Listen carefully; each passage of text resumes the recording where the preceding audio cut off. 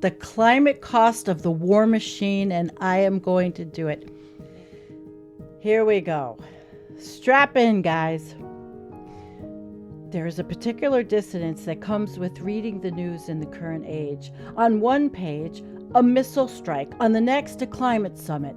On one channel, footage of a city under bombardment. On the next, a report on record ocean temperatures. We have learned to hold these two realities at the same time without connecting them, consuming one as geopolitics and the other as science, treating them as simultaneous emergencies that happen to share a world but not a cause. This separation is not accidental. It is one of the most consequential errors the modern mind makes, and its consequences are measured not in misunderstanding, but in carbon and blood. The refusal to see that these two crises share a root, are fed by the same engine, and cannot be solved while that engine continues to run. It is not merely an editorial convenience. It is the ego's oldest defense. Keep the problems in separate compartments, and neither will ever demand a reckoning with one who is producing both. They are not parallel catastrophes, but the same catastrophe wearing different faces.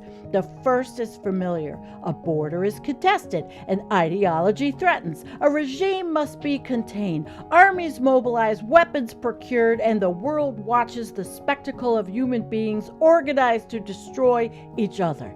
The second phase is slower and less dramatic. Carbon accumulating in the atmosphere. Temperatures rising by fractions of a degree each decade, coral bleaching, aquifers draining, glaciers retreating at rates that satellite data now measures with discomforting precision. These two faces belong to the same creature, the unexamined ego operating at the scale of nations, and it cannot be understood by studying the face alone. The emissions the treaties forgot. The world's militaries account for an estimated 5.5% of global greenhouse gas emissions. To appreciate what this means, civil aviation, which most people regard as a significant climate problem and which has been the subject of intense public scrutiny and regulatory pressure, accounts for roughly 2%. The militaries of the world emit nearly 3 times as much as all the world's commercial flights combined, and this figure is almost certainly an underestimate because military emissions are the one major category of human activity that is systematically excluded from climate accounting. If all the world's militaries were counted as a single country, they would rank as the 4th highest emitter on the planet, behind only the United States, China, and India. This exclusion has deep roots. During the Kyoto Protocol negotiations of 1997, the United States pushed hard for military activity to be carved out of binding emissions targets, and it succeeded. Under the current UN climate regime, the situation has improved only marginally. Military emissions reporting by major powers remain incomplete, inconsistent, and in practice largely voluntarily. The 3 countries with the largest military establishments in the world, the United States, Russia, and China, either do not report their military emissions to the United Nations at all, or do so in ways that cannot be independently verified.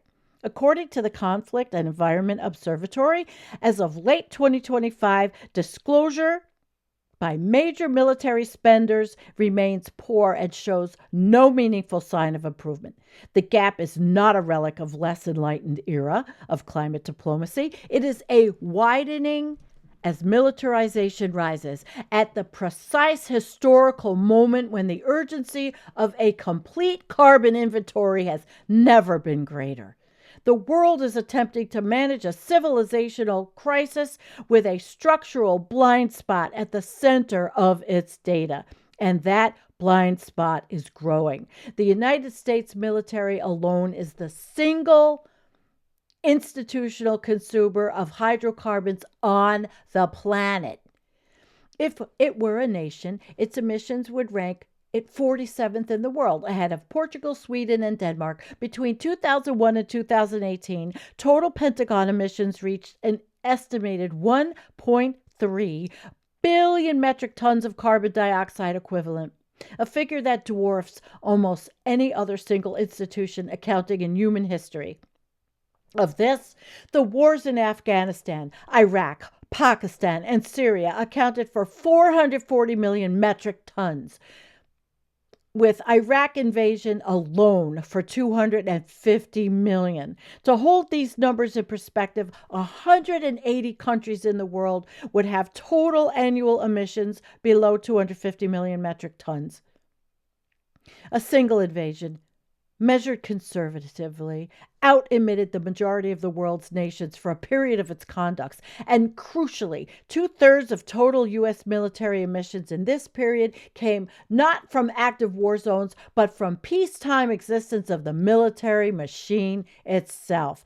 Bases, training exercises, fuel logistics, and the sprawling supply chains that feed a permanent war readiness posture. The climate does not wait for the shooting to start.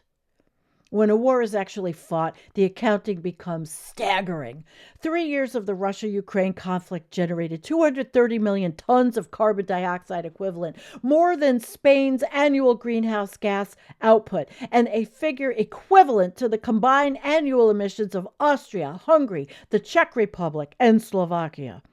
The largest single source was warfare itself, the fuel burned by tanks and fighter jets, the manufacture and detonation of ammunition, the construction of fortifications accounting for 36% of the total.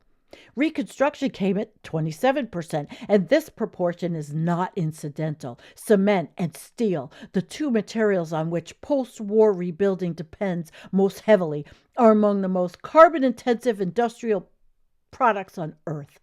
Every building reduced to rubble releases the carbon locked into its construction, and the energy required to manufacture its replacement releases a comparable quantity again.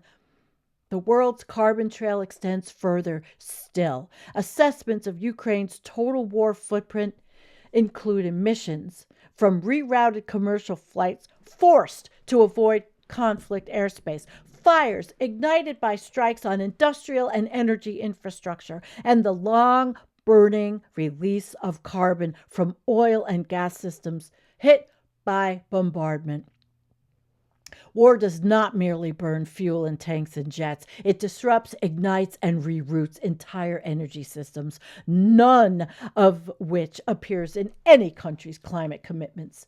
Meanwhile, the first 15 months of Israel's bombardment of Gaza generated an estimated 32 million metric tons of carbon dioxide equivalent, roughly equal to Croatia's entire annual emissions, a figure that does not include the emissions that reconstruction will eventually require. Ukraine has quantified the climate damage from Russia's aggression at over $42 billion and intends to seek reparations on this basis, inaugurating what may become a new chapter in international climate law. And all of this is happening while military spending is accelerating. Global military expenditure reached $2.7 trillion in 2024, a 9.4% increase from the previous year, and the steepest annual rise since the Cold War. The world is spending more on instruments of destruction at the precise historical moment when the cost of the spending, measured in atmospheric carbon and diverted climate finance, has never been higher. The same engine running both. The richest nations of the world spend 30 times more on their militaries than on climate finance for the countries most vulnerable to climate breakdown.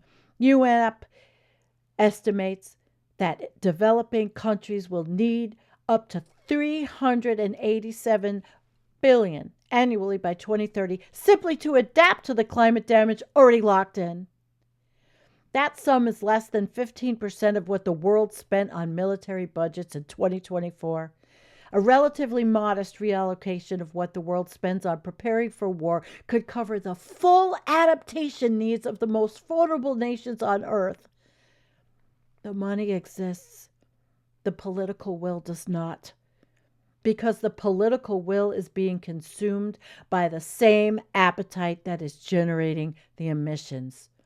The opportunity cost is not only financial. Research on employment consistently shows that military spending produces an average of $5 per $1 million invested, roughly compared to roughly 13 in education, 99 in healthcare, and 6 to 8 in clean energy and infrastructure. The same expenditure redirected towards the energy transition would generate more than twice the employment while reducing emissions that the military is simultaneously producing. The security argument for the military prioritization turns out, on close examination, to purchase less security than the alternative it displaces, whether the alternative is measured in stable employment, climate resilience, or megatons of avoided carbon. That ego, the ego that launches a war and the ego that cannot stop burning carbon, are not two different egos with different problems. They are the same ego with the same problem. The refusal to identify with anything beyond the immediate boundary of the self. Whether that self is called a nation, a civilization, a generation, or simply the quarterly earnings of the cycle. Both the warmonger and the climate indifferent consumer are running the same program. Consume, expand, secure. Do not look at the cost. The military-industrial complex and the fossil fuel complex are not separate systems that happen to cause overlapping damage. They are the same system, the organized institutional expression of what an unexamined ego does when it reaches civilization scale, embedded in the same governments, funded by the same tax revenues, and defended by the same rhetoric of necessity and security. When a government argues that it cannot reduce military spending because security is under threat, and simultaneously agrees that it cannot fund climate adaptation at the required level because resources are constrained, it is not making two separate arguments. It's making one argument: the present emergency, viable and named and emotionally galvanizing, must take priority over the slower, more abstract, more inconvenient emergency whose gravest consequences fall on populations in other countries and on generations not yet born, neither of whom have a vote in its elections. This is not a failure of reason, but a structural feature of the ego's operation. The ego will not sustain attention on what does not immediately threaten it. It is not that it cannot. It is that looking honestly at the slow emergency would require it to look at itself. This is why the climate crisis, which is a present tense emergency by every scientific measure, is treated in the political calendar as a future problem, while each new military crisis is treated as requiring immediate and unlimited response. There is also a feedback loop that the standard analysis does not capture. Wars produce emissions. These emissions accelerate climate change, and climate change destabilizes regions, depletes water and agricultural resources, and generates the conditions of scarcity and displacement that have historically functioned as accelerants of conflict. The war does not end when the shooting stops. It continues in the atmosphere, warming the planet that the next generation of belligerents will inherit, primed for the next conflict by the environmental damage the previous one left behind. This is not a hypothesis. Researchers studying the Ukraine conflict have noted explicitly that the war is exacerbating the very climate conditions, drought, heat, extremes, increased fire risk, that will make the region's recovery harder. Climate change creates conditions for conflict. War accelerates climate change. The cycle tightens with each iteration. The accounting that is never done. Wars are said to be fought out of necessity, and that necessity is real enough, and the ego experiences it. Security is under threat. The adversary is not similarly restrained. Survival requires force. None of this is being denied. What is being asked is something simpler and more uncomfortable: whether a civilization conducting an honest accounting of what it spends and what it produces would be willing to include in every military budget the atmospheric cost of what is being burned and destroyed, whether the necessity that justifies the war also justifies the silence about what the war costs the planet, whether the same governments that cannot fund adaptation at $387 billion can explain why they can sustain military budgets of $2.7 trillion. That accounting is not being done. The absence is not accidental. Military exemptions are exempt from the frameworks that govern every other source of human carbon output. The countries most responsible for global warming are the same countries that dominate global military spending. The carbon released by 3 years of war in Ukraine, 15 months of bombardment in Gaza, it appears in no nation's Paris Agreement commitments. The emissions from the weapons manufactured and shipped and detonated from the cities reduced to rubble and eventually rebuilt, from the rerouted flights and burning pipelines and stuck refineries, none of this appears in the ledger against which the world measures its progress towards the temperature targets it has set itself. This is not bureaucratic failure, but ego's oldest and most consistent maneuver, the refusal to be the object of its own scrutiny. Every accounting system reflects the priorities of one doing the accounting. A system that accounts for the carbon in a return flight to London, but not for the carbon in a sortie over the conflict zone, is a system organized around the protection of certain categories of human activity from the consequences of their own costs. It is the same refusal that prevents the individual ego from looking honestly at its own motivations, scaled up to the level of international law. The peace that follows a war is not peace. It is the interval during which the damage accumulates in forms that do not yet have names, in parts of the atmosphere, in ecosystems that, in long-term health of populations exposed to the toxic legacy of what was burned and detonated, before the next occasion for conflict presents itself. The climate accounting that is avoided is not merely a statistical gap. It is a mirror that, if held up honestly, would show the full cost of the life a civilization has chosen and demand an answer to the question it has always preferred to leave unasked. What exactly are we defending, and from what, and at what cost, and to whom? What you read about military budgets and feel underneath the numbers, a quiet reassurance, your interests protected. Notice what that feeling is made of. It is made of the same material that the ego has always used to make its case. The present threat, vivid and nameable, against the future cost, slow and statistical, and happening to someone else first. The ego that will not conduct an honest account of its own costs is not a problem confined to governments and militaries. It is the individual ego operating at its own scale, consuming what it consumes and sanctioning what it sanctions without looking at the ledger it is helping to fill. The governments that refuse to account for military emissions did not arrive from nowhere. They were elected, tolerated, and applauded by people running the same program of exemption on a smaller scale.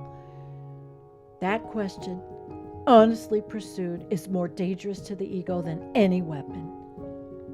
And so it goes unasked, and the carbon accumulates, and the temperature rises, and the next war begins. Ashara Prashant is a teacher and author whose work centers on self-inquiry and its applications to contemporary life. And I thought that was incredible. That was incredible. And thank you for being with me. And thank you for listening.